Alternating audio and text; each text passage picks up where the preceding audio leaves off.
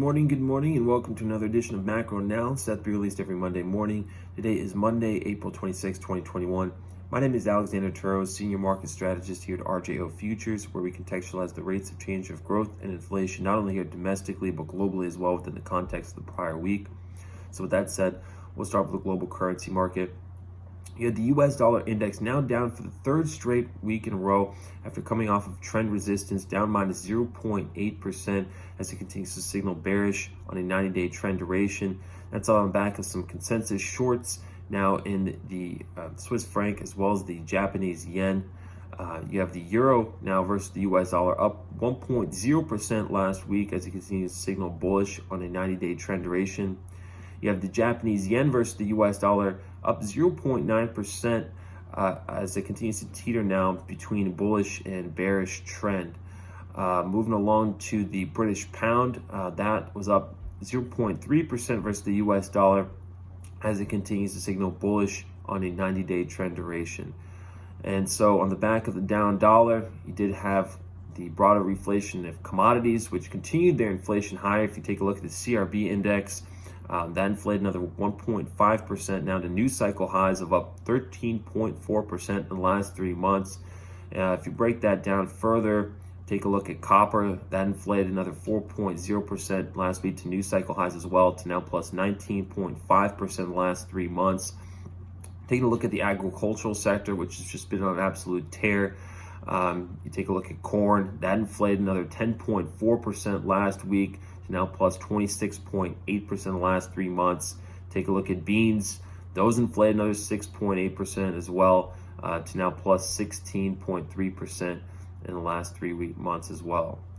And so just last week, you had a buying opportunity as far as domestic equities are concerned. You take a look at the Russell, which was down at one point nearly 10% from its Friday close, but ended up actually up 0.4% on the week.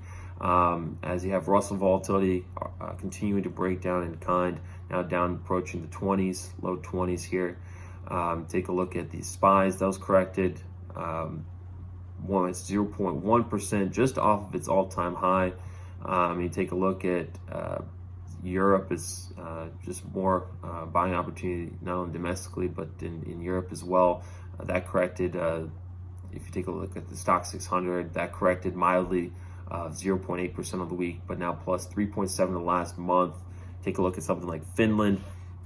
That's up now 4.8% in the last month as well. And just touching on Asian equities, you did have the Kospi continue to ramp up higher to new cycle highs to plus 5.8%, and Taiwan now up 7.7% in the last month alone as well. Just touching on rates here, you had rates were largely unchanged, with the 10-year down 2 basis points to plus 47 in the last 3 months. And of course, on the other side of that, you have gold, which was again similarly to 10-year yield unchanged, down minus 0.1% last week to now minus 4.5% in the last 3 months. So lastly, in an effort to continue to be data-driven, just touching on last week's housing data, you take a look at inventories now at cycle lows. You got housing at cycle peaks. And then just this morning, you take a look at durable goods. That the headline number accelerated month over month, and more importantly, accelerated 25% year over year. Talk about some easing comps as you come into a slew of economic data being reported this week in U.S. consumer confidence, consumer sentiment, certainly the jobless claims, as well as the interest rate decision here on Wednesday. So with that, that's all we have for you today. If you have any questions or would like to follow up, please feel free to reach out to me directly. Otherwise, thank you for listening, and keep your head up out there.